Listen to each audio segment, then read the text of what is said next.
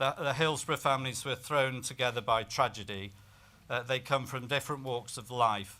They did not choose their path. The Hillsborough disaster was entirely avoidable, as the jury has found.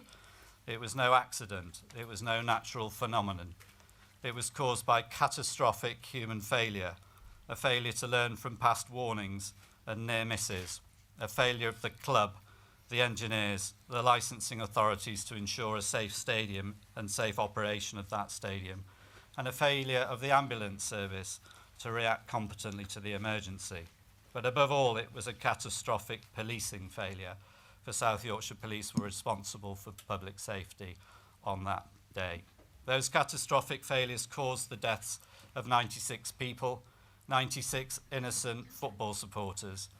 But immersed in the tragedy of the deaths of so many of their loved ones, the families were then to be subjected to lies by senior officers covering up their role, vile abuse in parts of the media, a campaign to blame supporters and so to avoid accountability for those really responsible.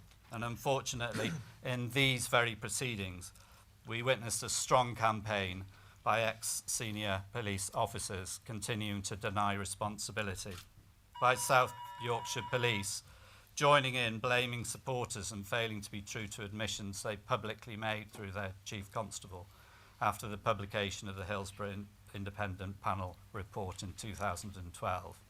The ambulance service too, a legacy organisation, chose to try to minimise failings and their effect by the South Yorkshire Metropolitan Ambulance Service, despite admissions made again after the HIP report was published, and admissions by senior officers made in the witness box. Not only did this continued campaign to deny the truth cause great distress to the families, ignore the guidance of the High Court when it ordered new inquests, but it also hugely lengthened these proceedings. What we have witnessed is public authorities led by people who put defence of the institution over the truth, over learning for the future, and over serving the public. We have witnessed a culture of denial writ large.